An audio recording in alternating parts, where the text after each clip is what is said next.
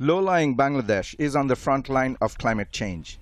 Its farmlands facing constant floods, erosion and salinity.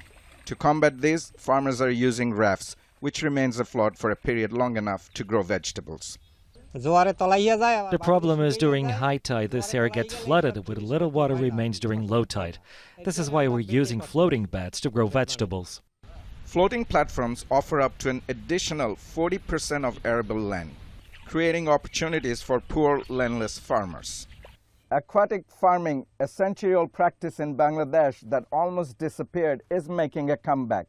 With limited land, resources and threats of climate change, people here are now starting to appreciate the importance of environmentally friendly traditional cultivation systems. Musammat Nurjahan can earn around $2.50 for days' work.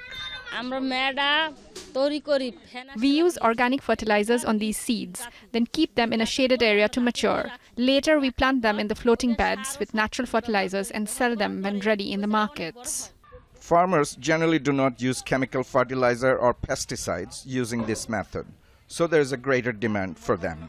These plants and vegetables are from the floating beds. Farmers bring them to us by boats. We then carry them again in boats and sell them at various bazaars.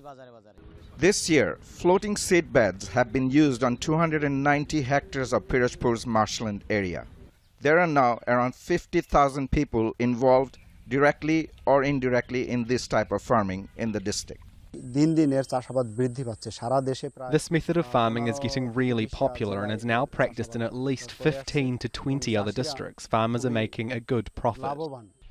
Many poor Bangladeshi farmers have now been given a financial lifeline by turning back the clock and relying once again on a traditional farming technique to protect their livelihoods. Tanvir Chaudhary, Al Jazeera, Pirojpur, Southwest Bangladesh.